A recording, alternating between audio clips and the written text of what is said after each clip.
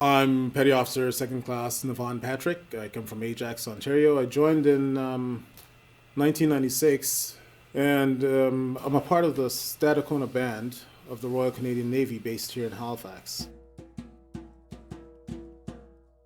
My inspiration for my piece came from a book written by Dennis and Leslie McLaughlin called For My Country. I've used the same name for my piece. The cover has a photo of some of the gentlemen from the number 2 Construction Battalion. You know, they were the group of men that went over in the First World War to help construct bridges and build roads, etc. All black, mostly from Nova Scotia.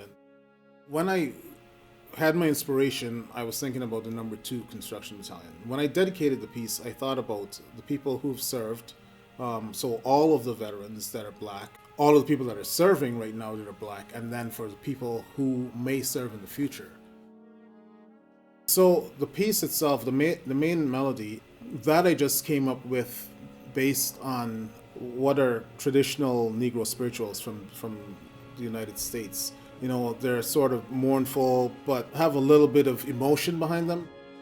The overall picture I had in my head for the piece was the initial call to action is what is the fanfare. Then you have that theme, which is somebody's life.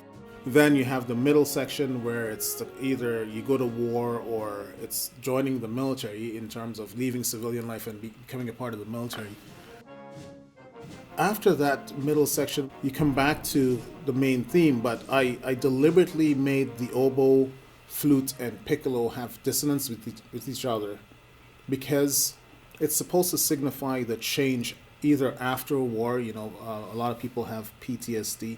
A lot of people are changed when they finish their military service. So I wanted to make a distinction between the first theme and then after the service. It was important for me to write this piece because I didn't know of any music written for the number 2 or written for black people in the forces. Right now we have in the forces policies that protect the rights of visible minorities. Back then, there was nothing. In fact, quite the opposite. Can you imagine wanting to do something, knowing it's the right thing to do, but the system is set up so that you can't? It's important for all of us to remember the number 2 Construction Battalion because they were the first of a kind, just like you would remember any other really hero, even if back then they weren't seen as heroes. If we don't remember those guys, if we don't honor them, future generations won't know.